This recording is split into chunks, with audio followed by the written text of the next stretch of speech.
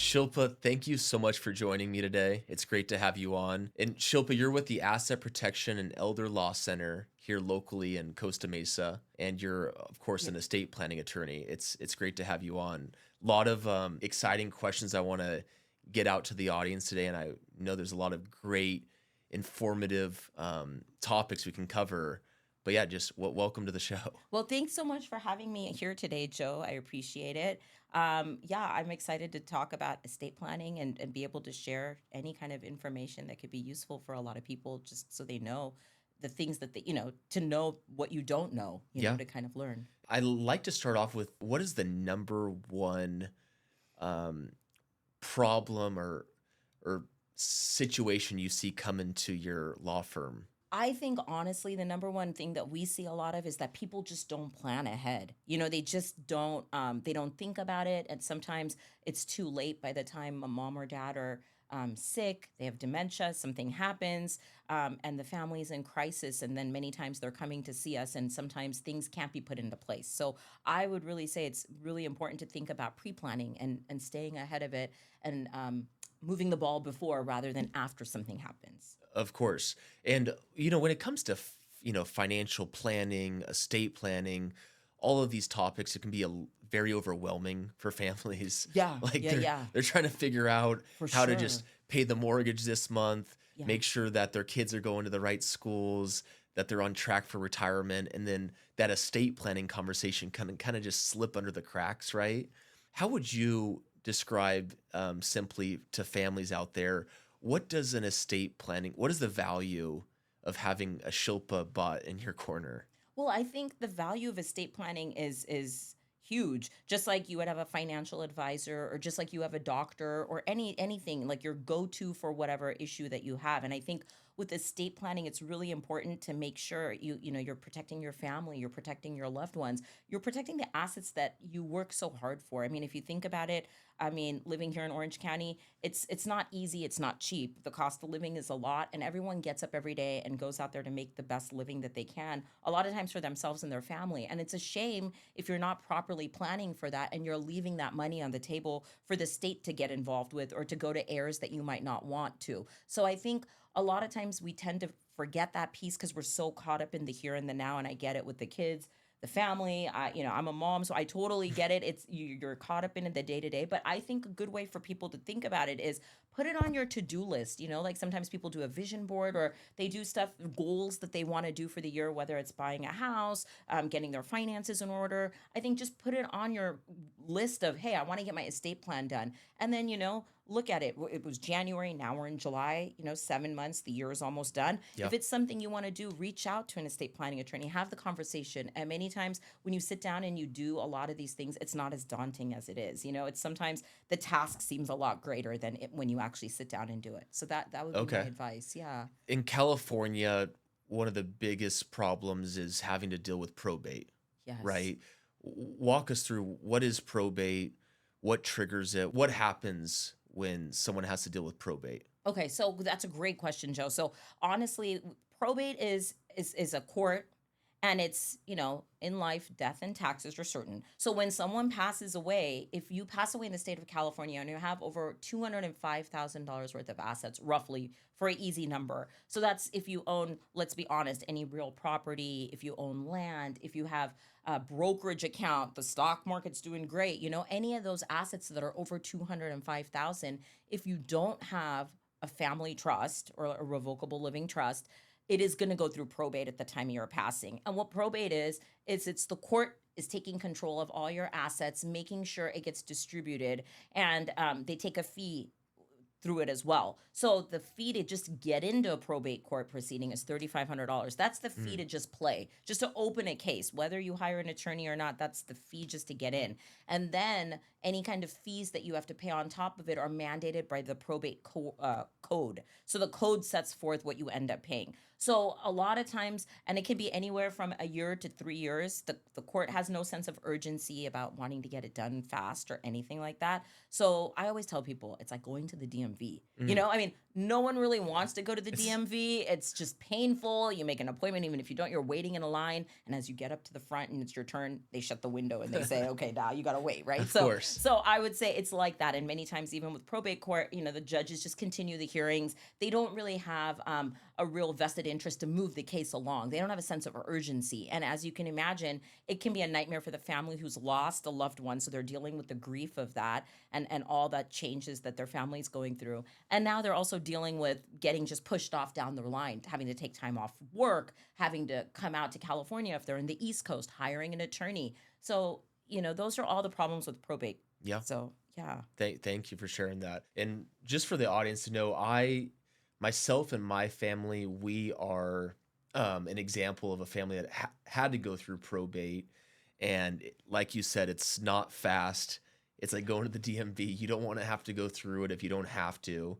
It was very expensive, and it was very tough to have to deal with probate after grieving the loss of someone recently. Just another financial Yeah. stress.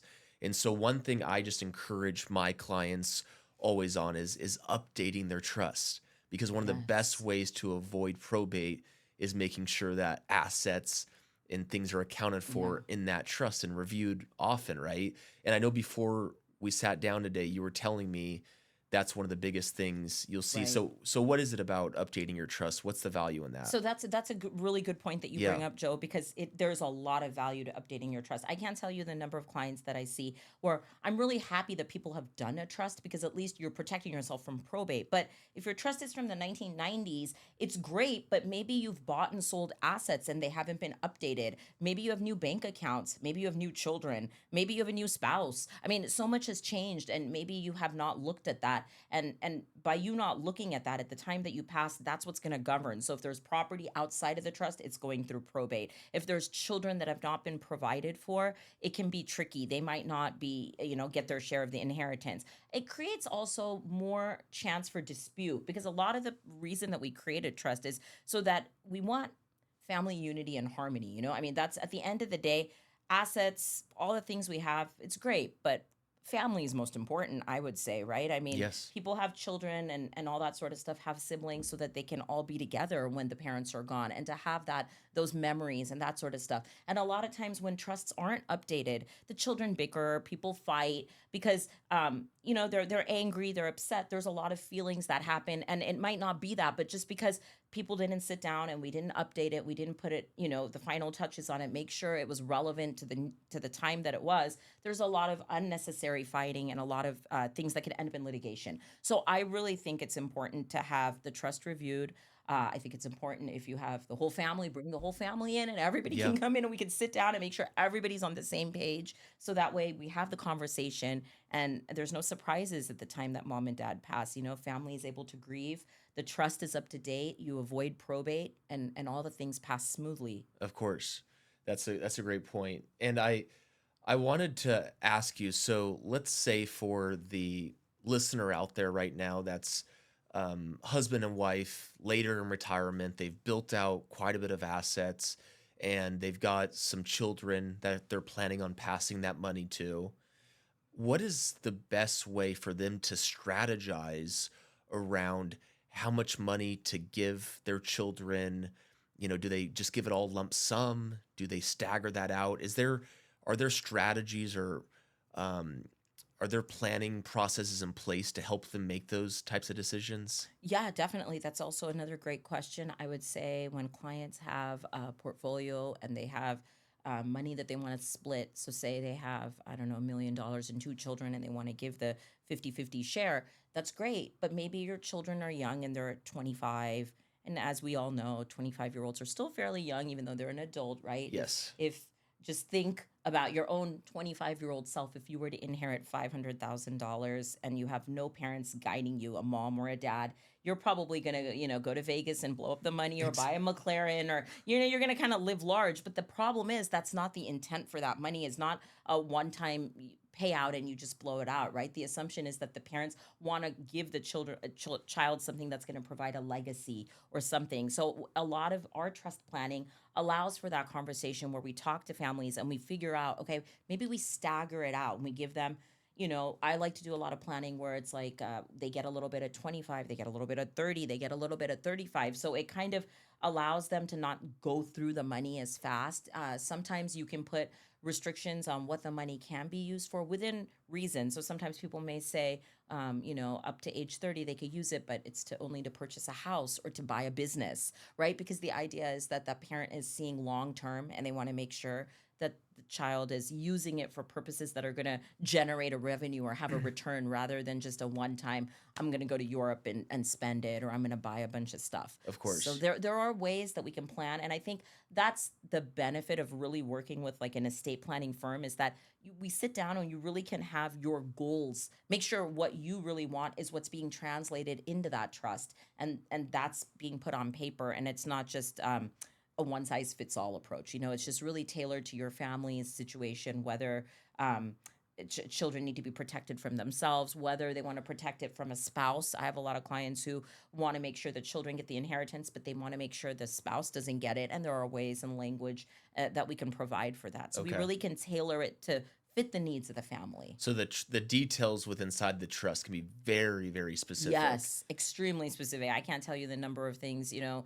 people have specific money to go for specific reasons, distributions for charity. You could have a right to live in the house only, but then you can't sell the house. Yeah, there's Yep. a whole. We can do anything that the client really wants within reason, but we're able to kind of sit down and really tease out those issues and make sure that what we're providing to them is what they really want. So again, when the parents pass away, the children, everybody's on the same page, and there's no surprises. Everybody's making sure that, hey, this is what mom and dad wanted. They sat down, they had a family meeting, all of us were on the same page with it. So now that this has happened, we know how it's going to play Mm. out. And so it creates less chance of obviously the probate court, and then also of litigation between the siblings, because you Yes. really want to minimize that, like I said initially, family harmony, right? So if everybody knows about what's going to happen and how the distribution is going to be, there's not going to be, oh, well, I should have gotten all that money, how come I have to wait till I'm 35? Whereas if the parents sit them down and tell them, hey, look, this is the way we're doing it, it's 25, 30, 35, I just think that's best. Yep. You might not agree with it, it's my money to give, and I'm giving it, this is my restrictions, and these are my terms when I'm giving them to you. So Of course. that sort of stuff. And Yeah. so for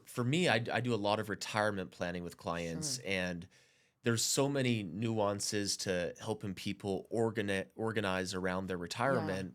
And then we talk about their children and obviously Yeah. the inheritance. And like you're talking about, there's all these ways that we can be very specific with the Sure. trust. Yeah. And another thing that I really encourage families on is when they're figuring out and doing their retirement planning is introducing the children to myself or a financial Yeah. professional while they're still living, because at some point, like you're saying, those children are going to be inheriting this money, Yes. and they're going to want to have a clear plan in place with it. And so I think oftentimes a lot of times what I've seen is families, they build out a ton of wealth. They don't really educate the children too much around what they're doing and how they're strategizing. The children inherit a bunch of money, and then they're buying McLarens. Yes. They're doing all these things without having any professionals in their corner to help guide them, Yeah, I agree you with you know? 100%. And I think that's what the value of having like both of us work together, or having Exactly. what I would call like professionals that can have a team that can work together for you, because it's good to know if, if I have clients that are inheriting and now they need guidance, that I could send them your way or vice versa. Yeah. They have all their retirement planning, they have all their portfolio, their assets, things like that, but they don't have the next steps as to what's the next legacy that they're going to leave for their children. They haven't figured that out. It's a Yes. great way for us to be able to work together, and For sure.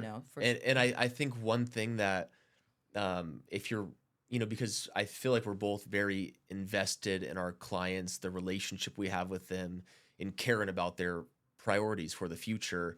And if we're being honest with ourselves and with our clients, the only way to really help them achieve their long-term goals is by having a team, yeah, right? So yeah, it's having 100%. your Shilpa, having, myself, the right CPA, all of these power Yes. partners to help guide that client, right? Because there's not a one professional to fill all these gaps.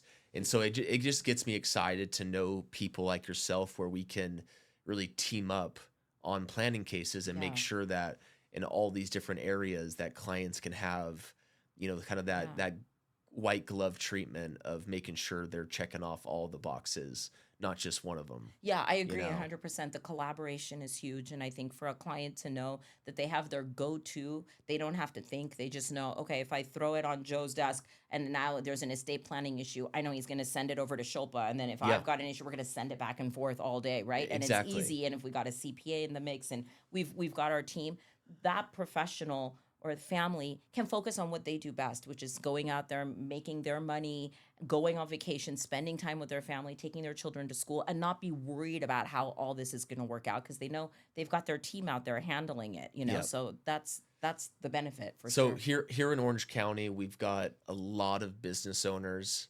I mean, throughout the country, a lot of successful small business owners. For business owners, when it comes to their business succession planning, Yeah. let's say I'm a business owner and I have one other partner, so 50% equity in the business. I go home tonight and God forbid something happens, I pass away. What happens to the business tomorrow?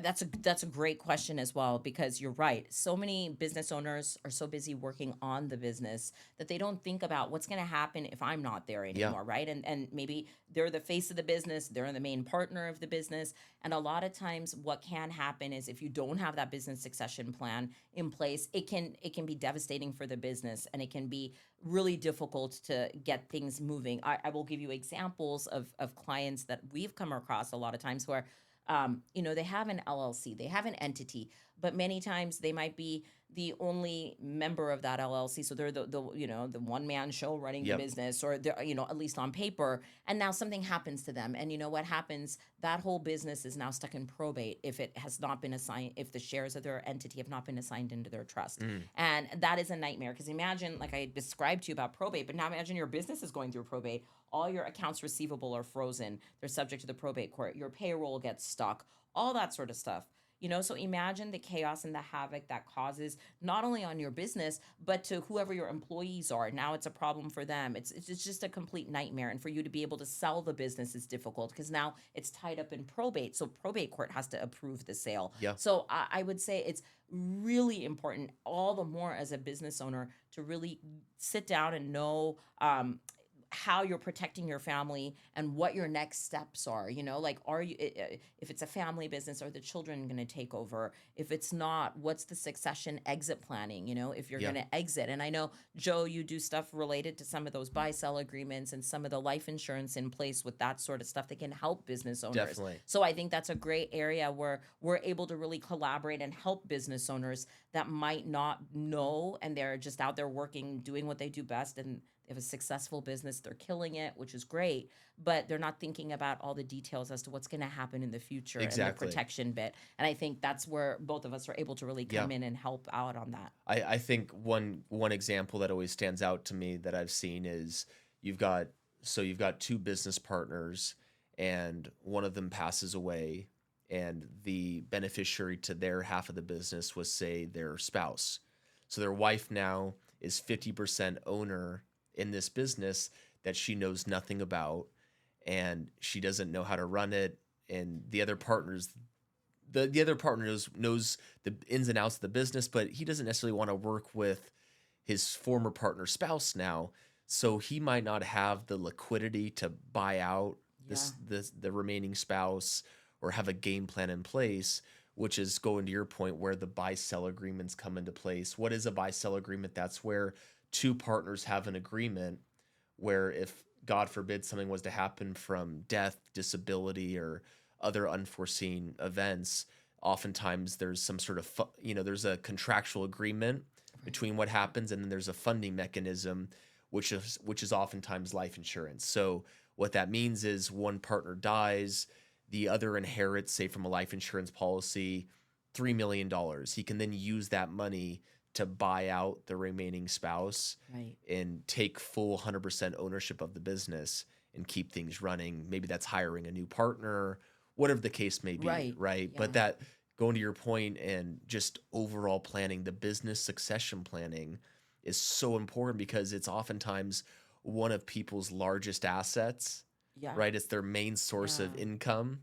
Yeah. And like the rest of their estate planning, they got to have some sort of plan, for those unforeseen events Yeah, happening, 100%. And you're right, Joe. I've seen this situation too Yeah. where the spouse and, and it happens more often than you think, but with improper planning. So I think it's so important to sit down and have those types of conversations with the professionals that can help you, you know. Yeah, no, definitely. Shilpa, for families that have children with special needs, and they're concerned about how to properly structure planning around that, what what have you seen in your experience? I think that's a great question, Joe. A lot of families have children with special needs, whether it be autism or ADHD, so many different things, cerebral palsy, and a lot of times families want to provide for these children and make sure that they're taken care of once the parents pass away, which of course, you would want to do and make sure that they're protected and taken care of. But the issue is they have to plan for them in a specific manner. You have to make sure that when we're planning for them, we're making sure that we're allowing them to get their benefits. We're not invalidating any of their benefits.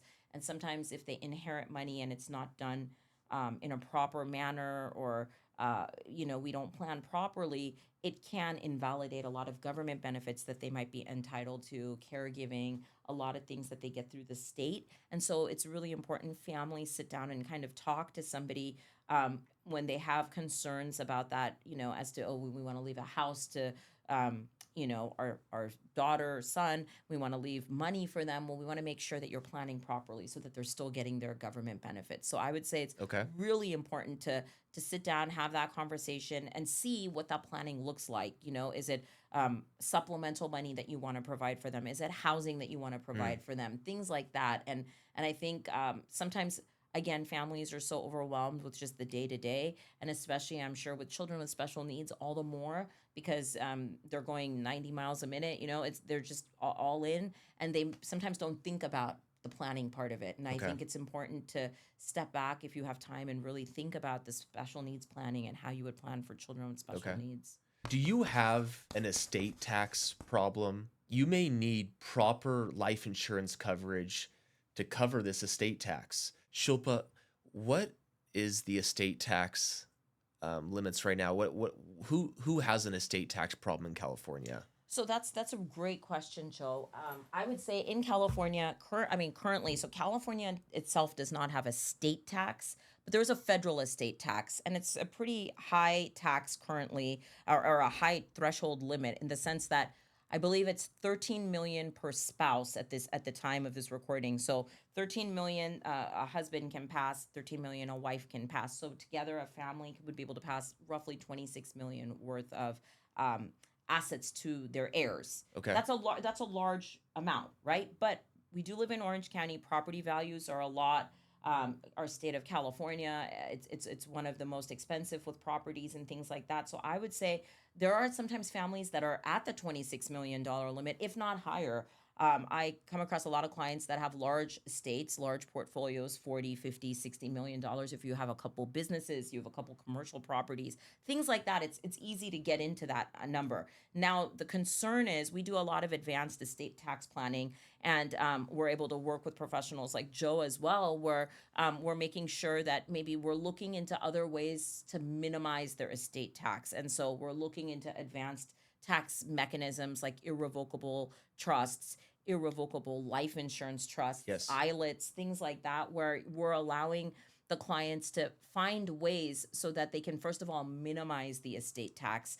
And then, as well, a lot of times that we find with people with such large portfolios, a lot of their property and their assets and money is tied up, right? Like Joe had mentioned, they don't have a lot of liquidity. They may be worth 40 million, but they don't have that liquid 40 million in their pocket. So I think it's great when I do a lot of estate planning stuff, to sit down and kind of have that conversation with the clients and see, okay, have you thought about the liquidity? Because if you've still got revolving mortgages and you've got accounts receivable, what's your cash flow, Mm, and how's it going to work? And if you're gone, is that cash flow still coming in? And if we're not, are we replacing it with something else? And have we thought about maybe life insurance or other sources of how to make sure that the whole machine flows, like Yep. it's a well-oiled machine, I'll say. So I think those are things to think about where, if you are a family that suspects you may have an estate tax problem, and right now it's 26 million, it could change.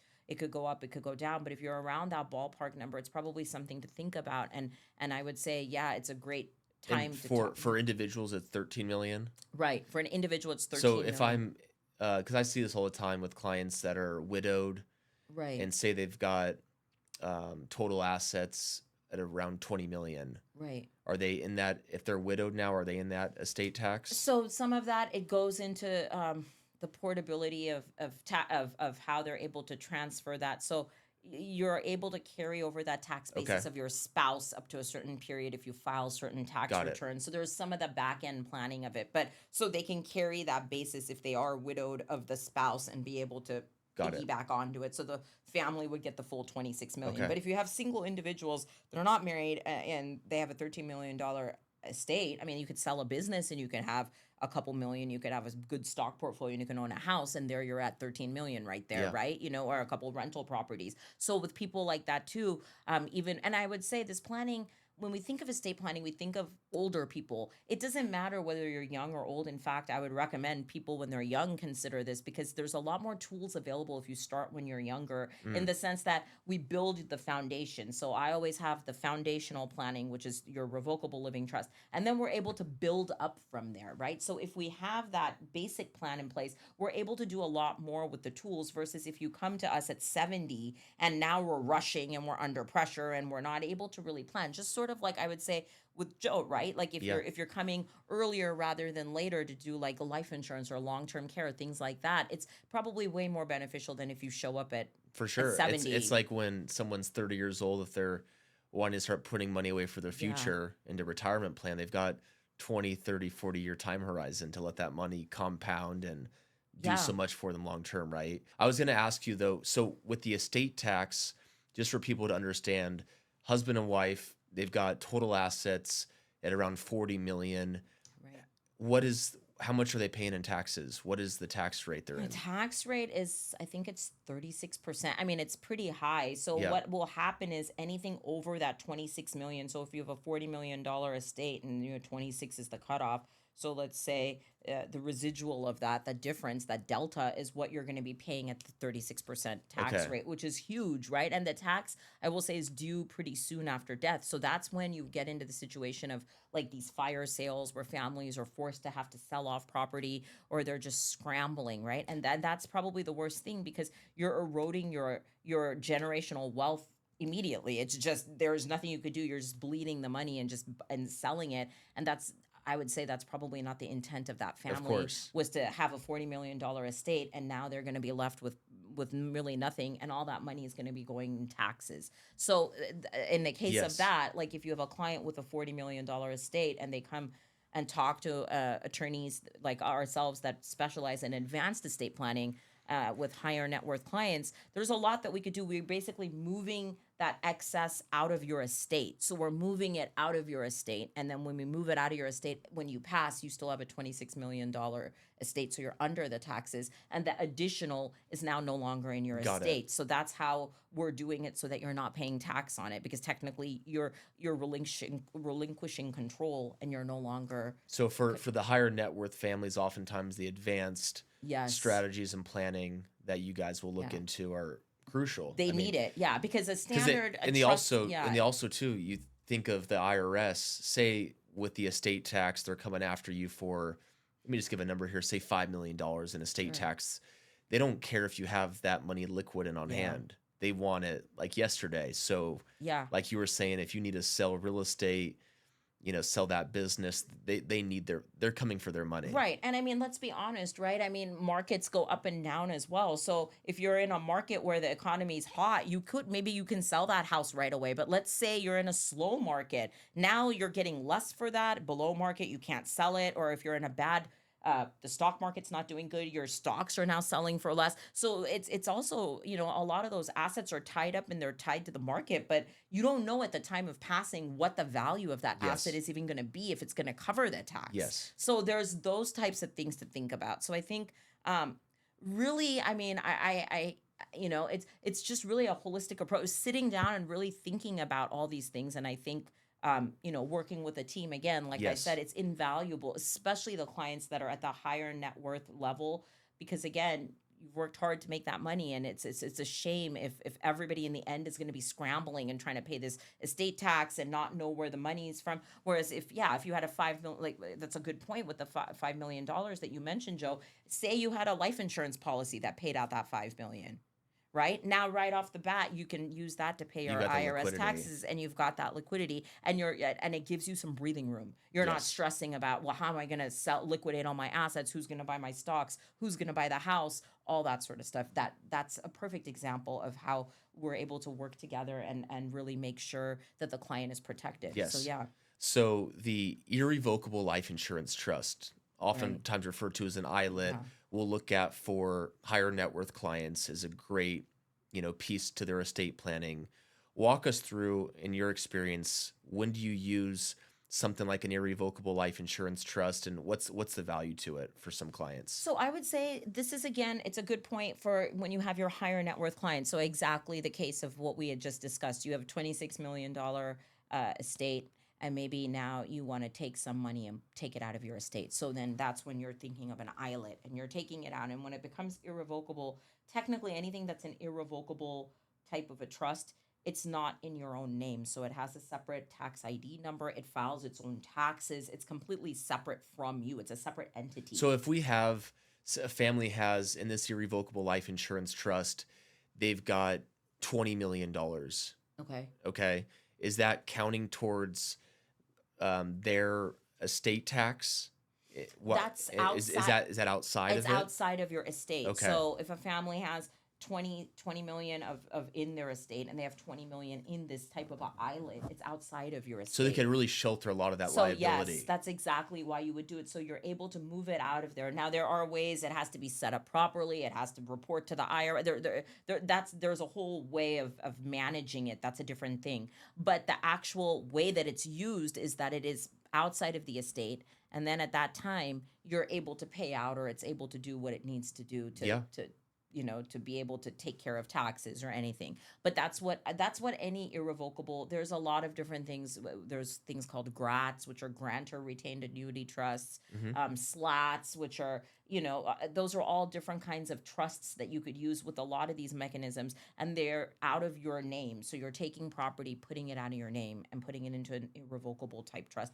The moment the IRS sees that, it's not, because it's not with your social security number, and it's not that, it doesn't fall into your estate, because at the time that you're filing a state tax return, it's everything associated with your social security number. So it's like a separate entity. got it. There's a lot more management. There's a lot more, moving parts. But again, if you're an individual with a $40 million estate, Yeah, it's not that much management compared to the assets that you've of created. course. So yeah, And ultimately, our conversation today, especially with the estate tax, irrevocable life insurance trust, these are all advanced planning right, right, strategies, right? And for your higher net worth clients out there, it's really important that you have a team of people like myself, Shilpa, and others that just understand when it comes to higher net worth individuals and families, what are some of the things that you should be having on yeah. the radar, and what are some of the areas that you can start planning around today before it becomes too late. And so Yeah. I just wanted to thank you so much for your time today. Shilpa, if our audience wants to, be able to connect with you, get more information on you and your firm, where's the best place to go? So I would say the best place for us, for people to find us, we're on the internet. So our website is www.assetprotectioncenter.com. We are local in Costa Mesa for any viewers watching in Orange County. We're right by the John Wayne Airport. And I would say, yeah, that would be the best way to reach out to us. Our website. I mean, we do have Instagram.